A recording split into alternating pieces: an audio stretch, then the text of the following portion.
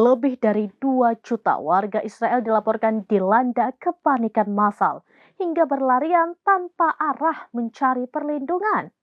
Hal ini disebabkan serangan senjata baru Houthi, yakni rudal balistik hipersonik gagal dicegat 20 rudal Iron Dome.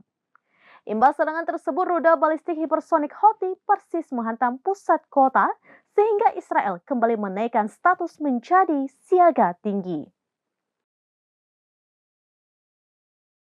Houthi menembakkan satu serangan ke Israel menggunakan rudal balistik hipersonik yang baru mereka produksi. Serangan tersebut diluncurkan dari Yaman pada Minggu 15 September 2024. Serangan rudal balistik hipersonik Houthi itu pun gagal dihadang oleh 20 roket pencegat Iron Dome. Imbasnya, rudal langsung menghantam pusat kota Israel dan membuat warga Israel mengalami panik massal. Dilansir dari The Times of Israel via Tribun News pada Senin 16 September 2024, hal itu telah dikonfirmasi oleh Nasruddin Amer, wakil kepala kantor Houthi Yaman.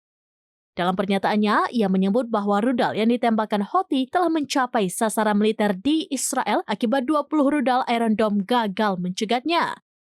Nasruddin menekankan serangan itu merupakan serangan permulaan dari Houthi. Di sisi lain, juru bicara Angkatan Bersenjata Yaman, Brigadir Jenderal Yahya Saree, juga membenarkan serangan tersebut. Menurut Yahya Saree, rudal baru Houthi itu menempuh jarak lebih dari 2.000 km dan mencapai sasarannya di Tel Aviv dalam waktu 11,5 menit. Buntut serangan tersebut, lebih dari 2 juta warga Israel panik hingga berlarian mencari perlindungan. Sebab serangan ini merupakan insiden paling mengerikan dan belum pernah terjadi sebelumnya dalam sejarah Israel.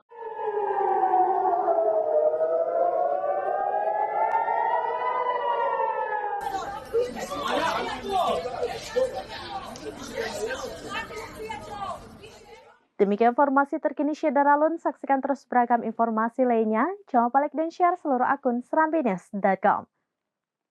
Download Tribun X sekarang. Menghadirkan lokal menjadi Indonesia.